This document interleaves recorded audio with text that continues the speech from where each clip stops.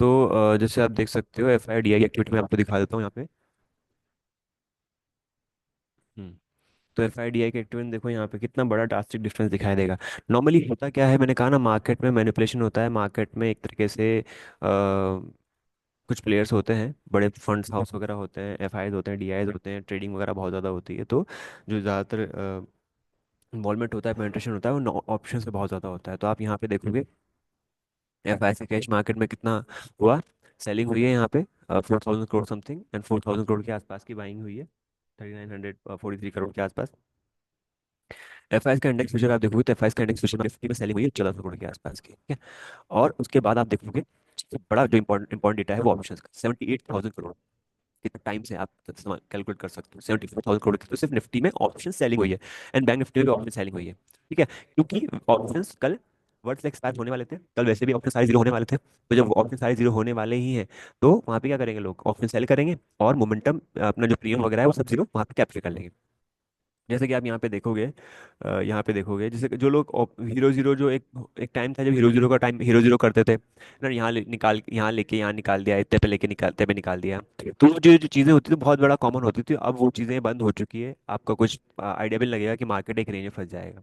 यहाँ पूरा दिन आप देखोगे, यहाँ पूरा आप दिन डे पूरा अगर चेक करोगे तो आपने देखा देखा होगा यहाँ पे मॉर्निंग में मार्केट ओपन हुआ 9 o'clock के आसपास, फिर 9:23, 9:20। अगर मैं यहाँ पे प्रॉपर आपको दिखाऊं तो एक रेंज में ही मार्केट ने कल परफॉर्म किया है। ये कल का मार्केट यही था। आप देख सकते हो कितना 24,925 एंड 24,000, ऑलमोस्ट 75 पॉइंट के बीच में, 75 पॉइंट भी ज़्यादा बोल दिया मैंने, अराउंड 50 पॉइंट के बीच में ही मार्केट कल मूव कर रहा था। जब 50 पॉइंट की मार्केट मूव करेगा तो क्या होगा, 24,000 के ऊपर वाली जो कॉल्स वगैरह हैं वो सब जीरो हो जाएगी। ऐसी बॉटम में भी ये जो इतनी कॉल्स पुट वगैरह होगी, इनका प्रीमियम भी कितना हो जाएगा, जीरो हो जाएगा, है ना। ऐसे काम करता है। तो ये चीजें होती है। तो ऑप्शन इस वजह से आप देखोगे नंबर यहाँ पर, जो नंबर आप देख रहे हो ये नंबर आपको इसलिए यहाँ पे दिखाई देगा बहुत ज्यादा, है ना। इससे पहले अगर आप देखें, इससे एक दिन पहले देखें वेंसडे, तो वेंसडे को भी यहाँ पे ऑप्शन में जो है नॉर्मली पोजिशंस बनी है ना। पोजिशंस पहले से बनना स्टार्ट हो जाता है, अभी सबको पता होता ही है। नॉर्मली देखा जाए तो हमारे पास कितने दिन होते हैं, अगर हम ट्रेडिंग के डेज की मैं बात करूँ तो ट्रेडिंग डेज में कितने डेज होते हैं आपके पास में, फ्राइडे, जिस दिन नॉर्मली पोजीशंस बनती है, फ्राइडे हो गया। उसके बाद मंडे, मंडे को थोड़ा कम होगा डीके थीटा का, जिसकी वजह से प्रीमियम गिर जाते हैं। उसके बाद ट्यूसडे हो गया, है ना। तो ट्यूसडे आप बनाओगे, वेंसडे आप बनाओगे, ज़्यादा बेटर रहेगा वेंसडे। और उसके बाद थर्सडे, थर्सडे को वैसे भी इनको जीरो होना ही है।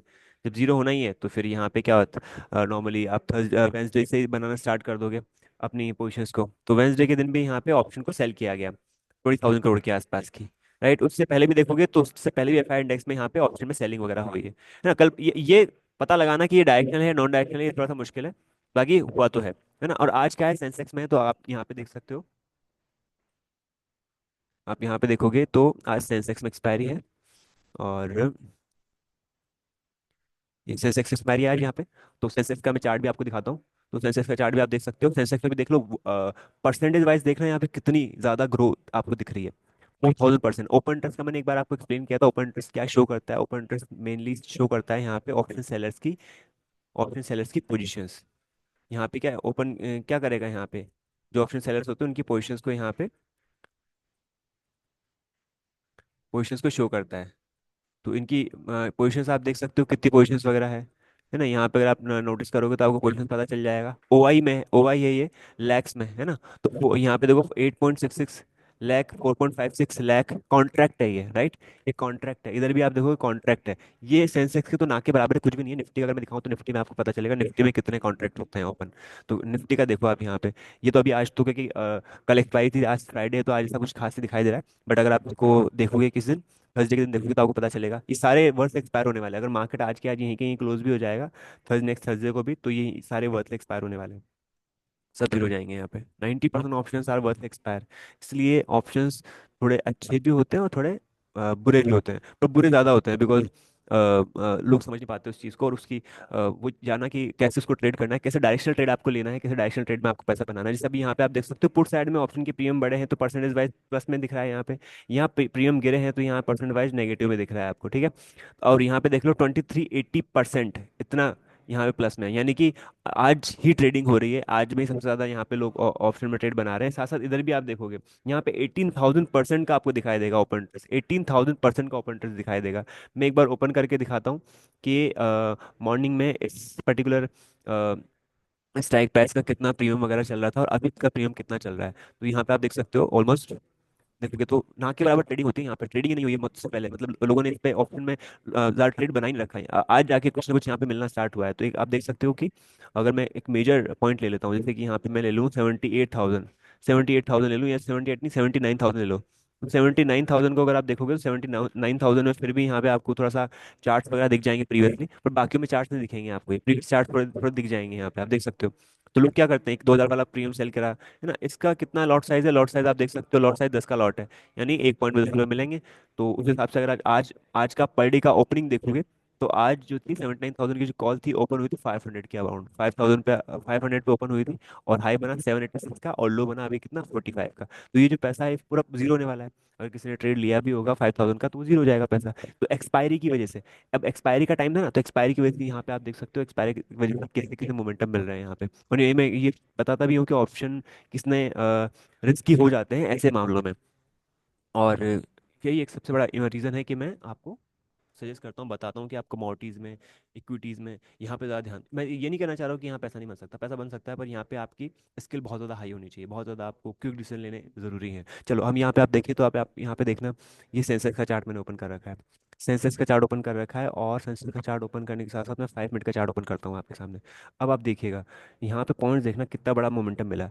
ये एक एक सिंगल कैंडल 5 मिनट की, एक सिंगल कैंडल 600 पॉइंट की है, 600 पॉइंट की है एक सिंगल कैंडल। अगर आपने यहाँ पे कोई पैटर्न बना भी लिया, कोई ट्रेड देख भी लिया, कुछ कुछ भी आपने जो भी आपकी मैथमेटिक है वो आपने लगा भी ली, आपने सोचा कि यहाँ 5 मिनट में बाय मिलेगा, बाय करूंगा, बाय करते ही आपने यहाँ तक तो देखा, उसके बाद एकदम से झटका आया, 600 पॉइंट का मोमेंटम एक 5 मिनट के अंदर आ गया। देन उसके बाद देखोगे बॉटम पे गया, उस वाली कैंडल को देखो 400 पॉइंट्स, है ना। तो ये जरूर है कि ये 78 79,000 चल रहा है, तो बड़ा कॉमन है, कॉमन तो है, पर कॉमन इतना कॉमन भी नहीं है कि इतना बड़ा मोमेंटम मिल जाए। अब यहाँ देखो ऊपर गया प्राइस, ओपन होने के बाद फिर नीचे आया, फिर ऊपर गया, फिर नीचे आया। अब नो डाउट और इसमें कोई वो नहीं है कि वापस ऊपर भी आ जाए फिर से, है ना। तो ये प्रॉब्लम सबसे बड़ी होती है इनमें ट्रेड करने से पहले आपको इस चीज़ का ध्यान रखना बहुत ज़रूरी है कि आपके स्टॉप लॉस कितने हैं। अगर आप कंफर्टेबल हो अपने लॉसेस को कंट्रोल लेने के लिए तो आप ट्रेड करो, अदरवाइज आप वहाँ पर ट्रेड करोगे तो आपके स्टॉक होने के चांसेस हाईएस्ट है ना। यहाँ पे सबसे ज़्यादा इन्वॉल्वमेंट जिन लोगों का हो रहा है वो है ऑप्शन सेलर्स, है ना। ऐसा भी नहीं है कि सिर्फ ऑप्शन सेलर्स भी, ऑप्शन बायर्स भी काम करते हैं। जैसे वो क्या करेंगे, 79,000 का पुट ले लेंगे, 79,000 का पुट लेंगे और 15 15 20 20 25 25 लॉट लेके लेंगे, फटाफट यहाँ पैसा बना के निकल जाएंगे। तो वो जो लोग हैं वो ऑलरेडी इनका कैपिटल साइज जो है वो, अगर 10 लाख का कैपिटल अगर होल्ड लेके बैठे हुए हैं, तो वो उसमें अमाउंट कितना इन्वॉल्व करेंगे, 20,000 का, 15,000 का, 25,000 का, इतना अमाउंट इन्वॉल्व करेंगे, वो बड़ा अमाउंट इन्वॉल्व नहीं करेंगे। ये एक उनके माइंडसेट होता है, जिनके पास अच्छा खासा पोर्टफोलियो होता है मैनेज करने के लिए, और वो इतना बड़ा सोचते हैं, है ना। अब ये चीज़ें हैं कि मैंने ये 1 मिनट का चार्ट खोल रखा है आपके सामने। अब 1 मिनट में तो बड़ा सही दिख रहा है दिखने में तो, पर 1 मिनट का चार्ट हमेशा काम नहीं करेगा ना। 1 मिनट का चार्ट अगर जैसे आप यहाँ पे काम करना स्टार्ट करोगे, तो यहाँ पे आपको स्टॉप लॉस ही हो जाएंगे, क्योंकि देखो आप यहाँ पे ना के बराबर एक रेंज बनी हुई थी। इवन कल की बात करूँ तो कल कितनी बड़ी रेंज थी सेंसेक्स के अंदर, सेंसेक्स के अंदर आप यहाँ पे रेंज देखोगे, सेंसेक्स के अंदर अगर आप यहाँ पे रेंज देखोगे, तो ये रेंज जो है ये है, ये कितनी थी, 79,200 से लेकर 79,400।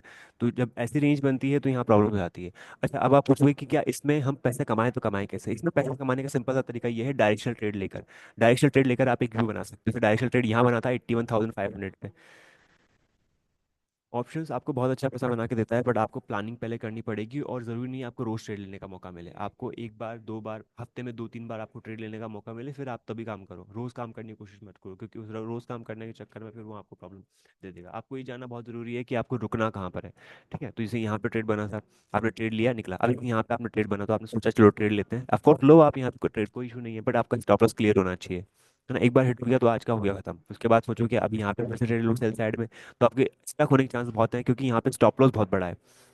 अगर आप यहाँ से देखोगे तो यहाँ पे रिस्क बड़ा आपको बहुत अच्छा मिलेगा, यहाँ पर रिस्क आपको बहुत अच्छा मिलेगा, बहुत अच्छा पैसा बनने की कोशिश में चांस बन सकते हैं यहाँ पे, है ना। और जब भी आपका स्टॉप लॉस स्मॉल हो तभी आप वहाँ पे ट्रेड लेने का सोचो। हर एक एंट्री आपको ट्रेड लेने के लिए नहीं कह रही है, हर एंट्री आपको ट्रेड लेने के लिए नहीं कह रही है। जैसे आप मैं अगर मैं पर्सनली अपनी बात करूँ, तो नेचुरल गैस में हमारे पास एंट्री मिली थी यहाँ पे। ऑफ कोर्स छोटा सा मोमेंटम लेके मैं भी बाहर हो गया, मैं ज़्यादा वेट नहीं कर पाया, बिकॉज यहाँ पे एंट्री मिली थी और यहाँ मैंने एंट्री ली थी, और यहाँ पे एंट्री लेना मेरे को ठीक लगा नहीं, क्योंकि यहाँ पे अगर एंट्री लेते हैं तो स्टॉप लॉस बहुत बढ़ जाते हैं, है ना।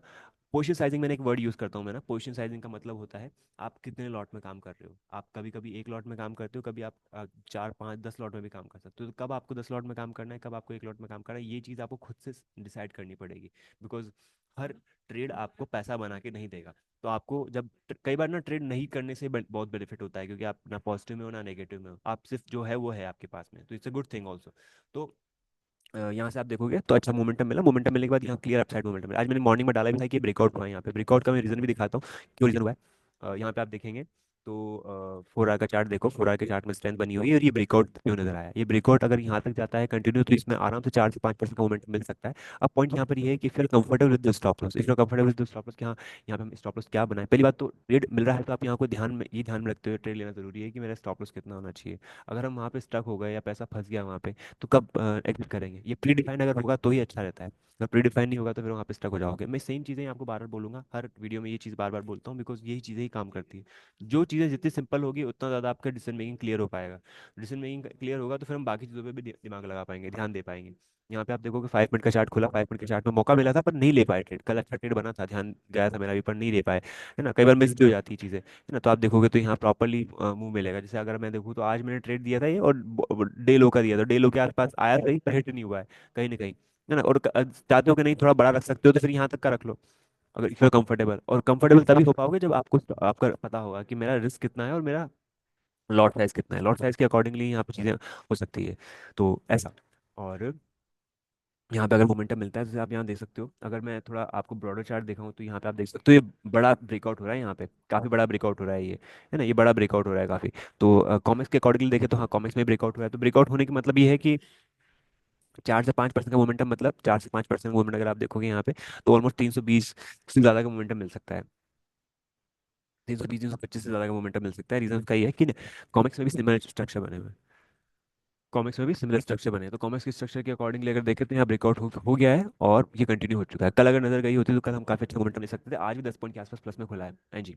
ठीक है, ये चीज़। दूसरी चीज़, हमने कल जो 2 3 बातें करी थी कि हाँ इनमें ट्रेड बनाए, इनमें ट्रेड बनाए, तो ट्रेड देख लेते हैं। जिंक में भी आप देखोगे तो जिंक में मोमेंटम जरूर मिला है यहाँ पे, है ना। थोड़ा बहुत ऊपर गया है ये आर्ली चार्ट के अकॉर्डिंगली, है ना। अगर यहाँ पे ट्रेड देखे तो लो ब्रेक नहीं हुआ, ट्रेड बना है, तो उतना ही गया, उसके बाद वापस नीचे आ गया, क्योंकि सुपर ट्रेंड सेल में चल रहा है, सुपर ट्रेंड में शार्प सेलिंग चल रही है। तो शार्प सेलिंग के अकॉर्डिंगली हम यहाँ पे सिर्फ सेल करके काम करें, ज्यादा बेटर होगा। मौके मिले तो काम करो यहाँ पे। एल्यूमिनियम, मैंने कहा था एल्यूमिनियम में कभी वॉल्ट ज्यादा होती नहीं है, ना ही ज्यादा पैसा बनता है, ना ही पैसा ज्यादा डूबता है। तो यहाँ पे आपको थोड़ा स्मार्टली प्ले करके एंट्री में ले, पैसा बनाओ, लेके बाहर हो जाओ, ये वाला काम करना पड़ता है ना। कॉपर में हम देखते नहीं ज्यादा। क्रूड की बात करते हैं, क्रूड में जरूर यहाँ पे कल एक ट्रेड बना था, मैंने दिया भी था, यहाँ तक गया ये ऑलमोस्ट इसी प्राइस पे दिया, तो ज्यादा मोमेंटम मिला नहीं। उसके बाद आप देखोगे तो ये वहीं से वापस गिर गया, है ना। अगर शाम को ध्यान होता, रात को ध्यान होता, तो 9 बजे के आसपास अच्छा ट्रेड बना था, उसके बाद यहाँ से गिव अप होकर ये चीज़ मैंने क्या बताया, क्रूड हो गया, एनजी हो गया। ये इतने अच्छे एसेट क्लास होते हैं कि इनमें अगर प्रॉपर्ली दिमाग लगाया जाए, इनमें ट्रेड किया जाए, तो ये रेंज में ही आपको बहुत अच्छा पैसा बना दे देंगे। ये रेंज में घूमते रहते हैं यहाँ पे, ये रेंज में यहाँ पर घूमते रहते हैं, इसी रेंज में चलते रहेंगे। ज़्यादा से ज़्यादा क्या होगा, रेंज में जाएगा, ऊपर जाएगा, नीचे आएगा। तो इनमें क्या होता है, कई लोगों की पोजीशन स्टक भी जाती है। ऐसा हो ही नहीं सकता मार्केट में कि आपकी पोजीशन स्टक ना हो या आप लॉसेस में ना हो, ऐसा हो ही नहीं सकता, क्योंकि हम ह्यूमन है और ह्यूमन से गलतियां होती हैं, ह्यूमन इमोशंस आपको स्टक कर देते हैं। तो आपको ऐसा ही एसेट क्लास चूज करना होगा, ऐसा ही एसेट क्लास आपको जानना होगा जो आपको एक एज दे, आपको एक क्वेश्चन दे, आप छोटी मोटी गलतियां भी वहाँ पे अफोर्ड कर पाओ, है ना। जैसे आपने सुना होगा, एक सिंपल एग्जांपल के तौर पे मैं देखूँ, जो लोग गुड सिल्वर में बिजनेस करते हैं, या फिर जो भी ऑयल में बिजनेस करते हैं, एडिबल ऑयल में बिजनेस करते हैं, या जो सोयाबीन का बिजनेस करते हैं, उनको क्या पता, उनको पता होता है ना बिजनेस का क्या वर्स्ट के सिनारियो में क्या हो सकता है। जैसे सोयाबीन की बात करूँ मैं, जो लोग गोदाम में रखते हैं, या गेहूं की बात करूँ जो गोदाम में रखते हैं, है ना। आपने सोचा कि गेहूं का प्राइस बढ़ रहा है, बढ़ रहा है, बढ़ रहा है, बढ़ रहा है। आपने सोचा कि नहीं, यहाँ नहीं सेल किए, यहाँ नहीं सेल किए, यहाँ नहीं सेल किए, यहाँ सेल करेंगे, यहाँ तक पहुंचा ही नहीं और यहीं से वापस घूम गया। तो फिर क्या करना पड़ेगा, 1 साल आपको पूरा पूरा रखना पड़ेगा, 1 ईयर आप होल्ड करोगे। और वो जो आपका जो वीट था ना, उसको आपको सीड में निकालना पड़ेगा।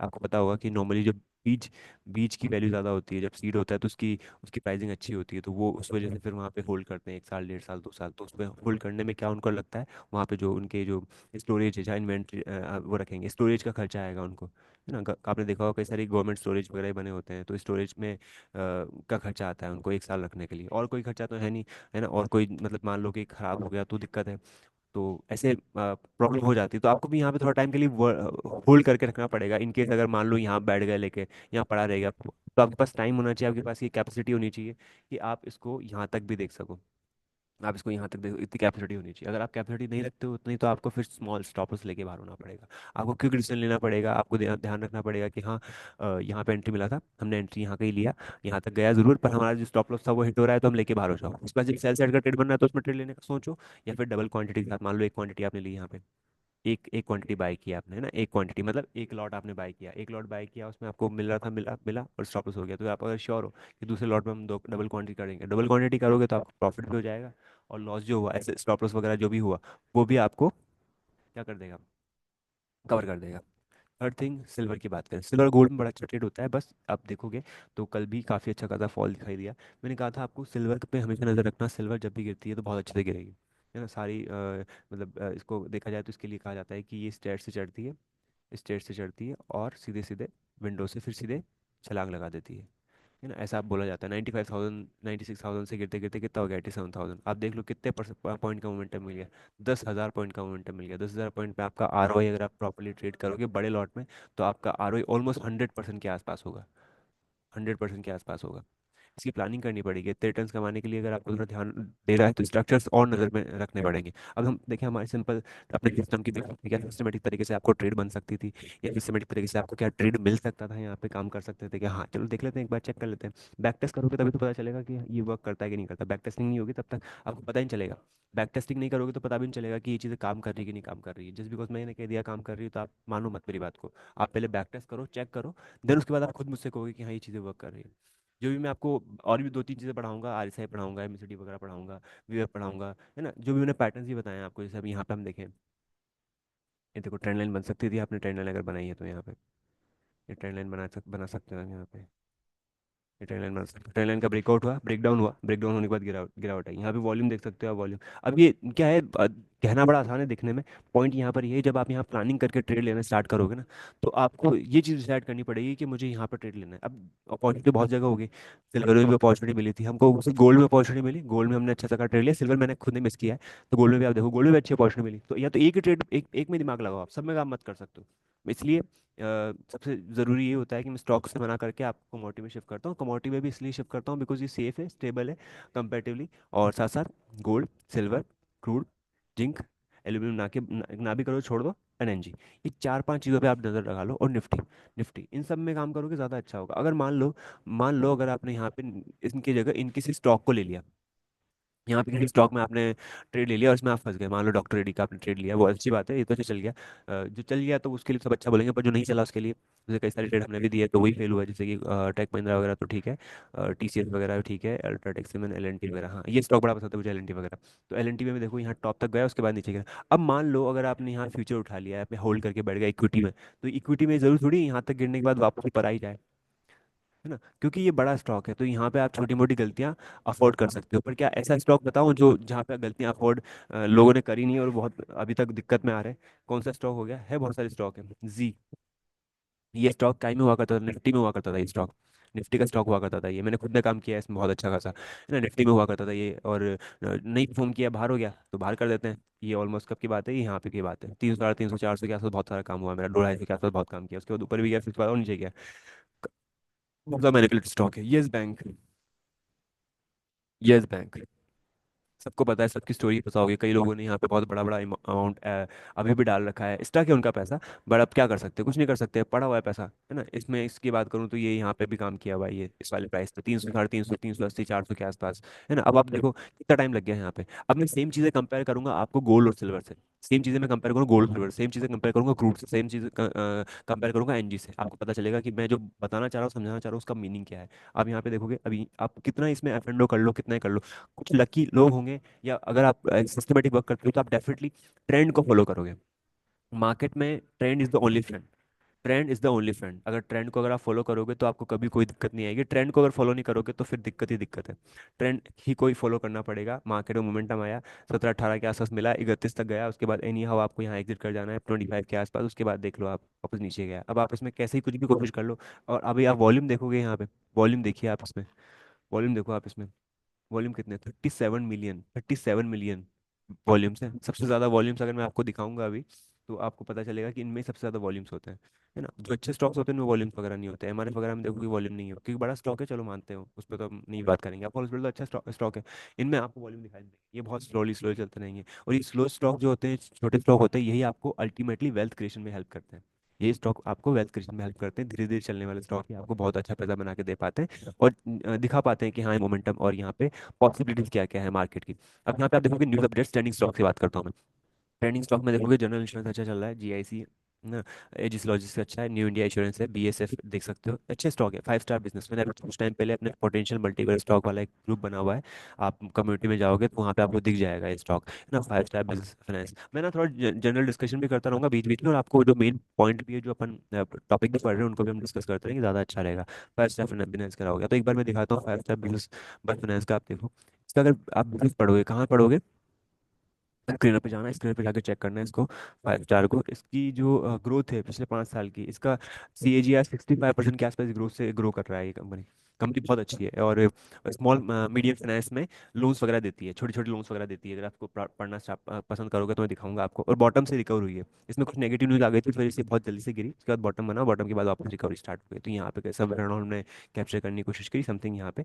उसके बाद आप देख सकते हो 12-13% के आसपास का रिटर्न मिल सकता है, सेफ है, सिक्योर है, एक रेंज कर सकता है। और दूसरी चीज़, कंपेरेटिवली हम देखें यहाँ पे फंडामेंटल स्ट्रॉन्ग है इसके, है ना। तो आपको ट्रेडिंग के साथ साथ इन चीज़ों का भी ध्यान रखना है कि मेरी नज़र इन सब चीज़ों पे भी हो, इन सब चीज़ों पे भी हो। ये तो हम करते रहेंगे, साथ साथ इन सब चीज़ों पे भी हो, ताकि आप धीरे धीरे पोर्टफोलियो, कई लोगों के लिए ना बहुत सारी चीज़ें वर्क करती है, कई लोगों के लिए बहुत सारी चीज़ें वर्क नहीं करती, है ना। कई लोगों के लिए ऑप्शन वर्क नहीं करे तो उनके लिए इक्विटी अच्छे वर्क करती है, कई लोगों ने इक्विटी बहुत अच्छे पसंद है। अब यहाँ पे देखो 5 स्टार बिजनेस फाइनेंस करके मैंने कंपनी आपके सामने ओपन करी है, इसको पूरा पढ़ना, आप जाके चेक करना स्टॉक का पी कितना, बुक वैल्यू वगैरह कितना है, ये तो ROC वगैरह छोड़ दो, इसको देखो 5 star business finance limited one of the क्या है क्या नहीं है, इसके बारे में पढ़ना, है ना। इसका CAGR कैसा ग्रो कर रहा है, इसके प्रॉफिट को देखो आप, यहाँ प्रॉफिट में किस हिसाब से ग्रोथ हो रही है यहाँ पे, साथ साथ इसके साथ साथ इसका ऑपरेटिंग परसेंट मार्जिन क्या है ना। ऑपरेटिंग प्रॉफिट देखो 55.33, कितना ड्रास्टिक ग्रोथ हो रही है पिछले 2017 से लेकर 18 में, क्या क्या किया है इन्होंने।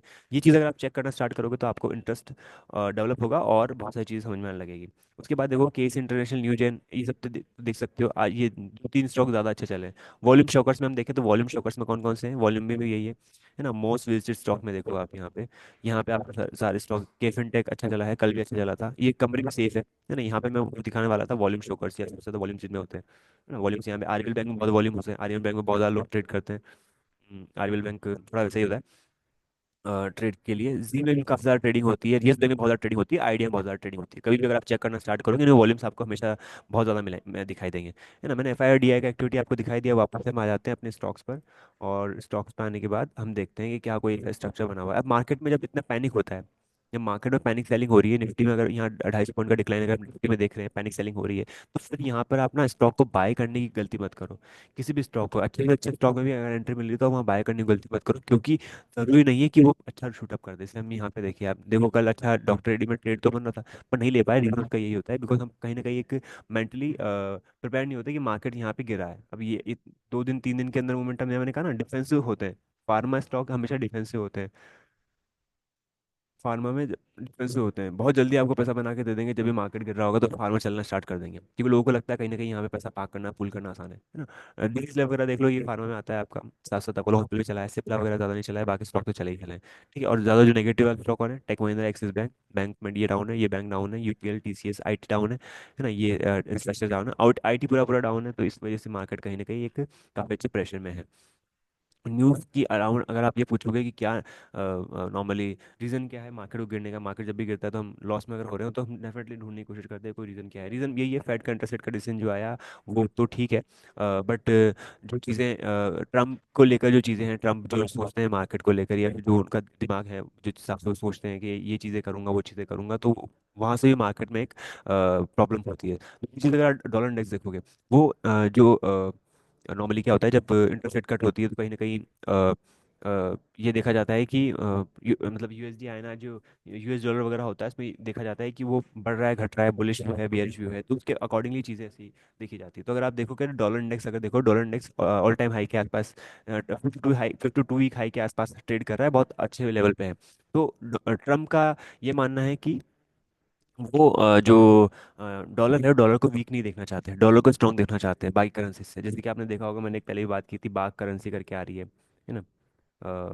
तो बाग नहीं, शायद क्या नाम था, मैंने गलत बोल दिया यहाँ पे। तो जो ये जो कंट्रीज है, ब्राज़ील हो गया, रशिया है, इंडिया है और चाइना है, साउथ अफ्रीका है, ये अपनी करेंसी एक बना के आपस में डील करने की कोशिश करी। इससे क्या होगा, यूएस डॉलर जो है वीक होगा, क्योंकि अभी तक जो वर्ल्ड ट्रेड हो रहा है वो डॉलर में ही हो रहा है ना। डी डॉलराइजेशन पे काम हो रहा है। तो ट्रम्प का कहना है कि अगर आपने इस करेंसी को यूज़ किया और आपने मेरे अगेंस्ट काम करना स्टार्ट किया, मेरे देश के कंट्री के अगेंस्ट काम करना स्टार्ट किया, तो मैं आपके ऊपर टैरिफ लगा दूंगा। कल भी न्यूज़ देखोगे तो ट्रम्प ने ये कहा कि हम यहाँ पे आपके ऊपर टैरिफ पुट कर देंगे, चाहे वो चाइना हो, चाहे वो इंडिया हो, चाहे कितने अच्छे रिलेशन हो, उनके लिए कंट्री फर्स्ट है ना। स्लोगन भी देखा होगा आपने अगर कैंपेन के टाइम पे कि make India great again, make India America great again. तो ऐसा कुछ जब भी होता है ना, तो वो कहीं ना कहीं जो पैसा निकल रहा है वो एफआईएस का पैसा भी निकल रहा है, और मार्केट में भी जो एक वीकनेस है वो वीकनेस ब्रॉडर होती जा रही है। तो ये एक न्यूज़ आप मान सकते हो कि मार्केट इस वजह से गिर रहा है, और ऐसा कोई खास रीज़न नहीं है। कोई भी आप सोचेंगे कि ये रीज़न होगा वो रीज़न होगा, कोई रीज़न नहीं होता है मार्केट में। रीज़न बाद में निकाले जाते हैं, पहले गिर जाता है मार्केट। और कोई पैनिक वगैरह होता है तो वो वैसे तो चल जाता है। दूसरी चीज़ मैंने आपसे कह ही दिया कि यहाँ पर सेंसेक्स का आज एक्सपायरी है ना। तो ये कुछ भी हो सकता है, मतलब मैंने कहा ना, आपने डेटा देखा, नंबर देखा, नंबर कितना है, निफ्टी का नंबर देखो कितना, ऑप्शन का कितना बड़ा नंबर है। जिन लोगों के पास इतनी ट्रेडिंग अगर हो रही है मार्केट में, तो उनके लिए कौन सी बड़ी बात है निफ्टी रिलायंस को 5% गिराना। जिनके पास पैसा होगा या फिर जो आपस में डील करके कर देंगे, वो मतलब ओपन मार्केट में सेल कर देंगे स्टॉक को। कोई भी अच्छे 5 स्टॉक 10 स्टॉक जो मार्केट को होल्ड करते हैं, उनको गिरा देंगे और उनका ऑप्शन का जो प्रीमियम है, जो पैसा बना है वो बना देंगे, है ना। आप समझ रहे हो मतलब इस हिसाब से मैं क्या क्या समझाना चाह रहा हूँ। मान लो आपके पास अथॉरिटी और आपके पास पैसा है ना। तो अगर आपके पास पैसा है तो आपने क्या करा, रिलायंस यहाँ पे ऑप्शन बाय किया। आपने 20 या 25 50 रुपए के आसपास का ऑप्शन आपने बाय किया, और उसके बाद जो आपके पास एक्स्ट्रा अमाउंट पड़ा हुआ था उसके बेसिस पे आपने ट्रेड लिया, और मतलब अपने 4 दोस्तों 10 दोस्तों 20 दोस्तों जो लोगों को बोला कि आप भी काम करोगे, प्राइस ऊपर बढ़ता जाएगा, ऊपर बढ़ता जाएगा, बढ़ता जाएगा, बढ़ता जाएगा। सब लोगों ने वहां पर तो सिर्फ अपना ओवरऑल नेटवर्क का कुछ पैसा लगाया, पर यहाँ पे उन्होंने बहुत अच्छा खासा कमा लिया। वो 20 रुपए का जो ऑप्शन था वो 200 रुपये तक पहुंच गया। तो यहाँ तो गए 10 टाइम्स के रिटर्न, है ना। इस चीज़ को समझने की कोशिश करना, ये बहुत ज़्यादा होता है मार्केट में। एक तरीके से ये जो हीरो जीरो चीज़ें होती है, सिर्फ और सिर्फ इंस्टीट्यूशन नहीं कर रहे, बड़े लोग नहीं कर रहे, ये सब लोग कर रहे हैं, हर हर किसी के हाथ में है ये। तो अगर मैं आपको अगर यहाँ पे सेंसेक्स का दिखाऊँ, 79,000 का अगर पुट दिखाऊँ, 79,000 का अगर पुट की वैल्यू दिखाऊँ मैं आपको सेंसेक्स की, तो आप देखोगे कि क्या वैल्यू चल रही है 79,000 की पुट की वैल्यू। ये देखो 79,000, ठीक है, 79,000 का पुट का वैल्यू 135.30% बढ़ चुका है ये। क्योंकि मार्केट वहीं था। इसमें आपको दिखाई देगा कि यहाँ पे ओपन कितने पे हो और अभी कितना हो चुका है। ऑलमोस्ट डबल से ज़्यादा हो चुकी है, ये डबल से ज़्यादा हुई है। अगर आप देखोगे ओपन कितने पे हुआ था, यहाँ पे ओपन हुआ था 290 पे, हाई कितना बना 700 के आसपास का, ऊपर यहाँ देख सकते हो आप, आली चार्ट में देखो। अब ये देखो इतनी जल्दी जब शूट होता है प्राइस, तो जो भी आपका ऑब्जेक्टिव हो तो फुलफिल हो जाता है। उसके बाद आप चाहो तो अपनी पोजीशन को कवर कर सकते हो। तो ये सबसे बड़ा रीज़न है कि मार्केट में थोड़े से अनसर्टेन हो जाएंगे। मार्केट में हर टाइम पे कुछ कुछ चीज़ें चेंज होती रहती है ना। रेगुलेटर्स काफ़ी सारी चीज़ों पे इम्पैक्ट लाता है, और पैसा बहुत आ रहा है मार्केट में, तो वो भी एक रीज़न है कहीं ना कहीं कि पंप और डंप बहुत होता है। तो हम ज़्यादातर लोग क्या करते हैं, पैनिक में निकल जाते हैं, पैनिक में वापस ऊपर आ जाएगा प्राइस, तो नहीं वहीं आना है उसको, प्राइस तो कहीं ना कहीं वापस रिकवर हो ही जाएगा, ऐसा कुछ भी नहीं है। ऐसा थोड़ी ना गारंटी में चीज़ें खराब हो गई तो मार्केट गिर गया। कुछ स्टॉक्स की आदत होती है एक रेंज में चलने की, है ना। आपको ध्यान रखना पड़ेगा कि वो स्टॉक कौन से हैं, कैसे हैं, कब उनमें एंट्री लेनी, कब उनमें एंट्री नहीं लेनी, कब ऐसे उनमें ट्रेड करना है, कब उनमें ट्रेड नहीं करना है। और ये चीज़ें आपको टाइम और एक्सपीरियंस के साथ समझ में लगेगी। ये अगर फ्यूचर करोगे तो सेफ है, ऑप्शन भी करोगे तो ऑप्शन में भी हाँ एंट्री मिलेगी तब सेफ है, और ऑप्शन में मिडवे भी अगर बनाना चाहो तो मिडवे में कोई दिक्कत नहीं है। पर उसके लिए आपको थोड़ा एक्यूरेटली अपने डिसीजन मेकिंग क्लियर रखने पड़ेंगे। जैसे मान लो यहाँ पे बाय बना, फिर उसके बाद सेल आया, वो भी एसएल हो गया, फिर यहाँ पे एसएल हो गया, फिर यहाँ पे आप ट्रेड लेने से पहले 10 बार सोचोगे, है ना। क्योंकि 5 मिनट का टाइम फ्रेम है ना, 1 मिनट का टाइम फ्रेम में आपको लगेगा कि ईजी है। जस्ट बिकॉज यहाँ पर ईजी है इसका मतलब ये थोड़ी ना कि यहाँ भी ईजी था, यहाँ पे तो आपको स्टॉप लॉस हुआ है। तो हम क्या करते हैं, ब्रॉडर चार्ट को देखते हैं। जितना स्मॉल चार्ट होगा, मान लो अगर आपने 1 मिनट का चार्ट ओपन किया, 1 मिनट की चार्ट के बेसिस पर आप ट्रेड लेना स्टार्ट कर दोगे, तो आप क्या करोगे, आप फटाफट ट्रेड लोगे, एग्जिट करोगे। आपकी नज़र ही नहीं हटेगी वहाँ पे, आप सिर्फ और सिर्फ उसमें नजर गड़ाए बैठे रहोगे, तो उससे आपकी बहुत सारी चीज़ें इंपैक्ट होगी, है ना। जब प्राइस जो एमटीएम होता है ना, प्लस माइनस आप जब देखते होंगे, तो आपको बहुत सारी फीलिंग्स आती होगी, है ना। आप देखना, मतलब आएगी आएगी, सबको आती है तो आपको भी आएगी। एमटीएम जब आप देखते हो प्लस माइनस चल रहा होता है, तो बहुत सारी चीज़ें आप सोचते हो कि अरे निकल जाते हैं, पता नहीं कल और ऊपर आ जाएगा, निकल जाते हैं, जल्दी निकल जाते हैं। तो ये जब यहाँ पे ट्रेड लेकर यहीं निकल जाने, यहाँ निकलने वाले, यहाँ निकलने वाले, यहाँ निकलने वाले, और हो सकता है और भी गिर जाए। क्योंकि मार्केट जब गिरता है तो फिर यहाँ पे जो भी चीज़ें होती है ना, जो भी रूल्स होते हैं, टूल्स होते हैं, वो सब फेल होने लग जाते हैं। रूल्स आप भूलने लग जाते हो, आप अन्य से ट्रेड लेने की कोशिश करते हो, क्योंकि आप सोचते हो कि अरे मेरा तो लॉस हो रहा है, मैं तो उसको रिकवर करूँगी, रिकवर करूंगा, रिकवर करूंगी। क्योंकि हम कहीं ना कहीं इमोशनली बाइंड होते हैं मनी से। तो यहाँ पे ट्रेड बना, मोमेंटम गिर रहा है, अब यहाँ पे आपको लगेगा ब्रेक डाउन हो गया, पर अब यहाँ पे ट्रेड लेने की कैपेबिलिटी नहीं है, कैपेबिलिटी नहीं रख सकते यार आप यहाँ पे ट्रेड ले स्टॉप लॉस कहाँ लगाओगे। इसलिए मैंने कहा आपको पहले प्री डिफाइंड स्टॉप लॉस होने जरूरी है, उनकी बेसिस पे हम चीज़ें चेक करें, ज़्यादा बेटर है। अब जैसे कल हमने ट्रायंगल पढ़े थे, ट्रायंगल पैटर्न देखना स्टार्ट किया था। ट्रायंगल पैटर्न्स में मैं लेके आता हूँ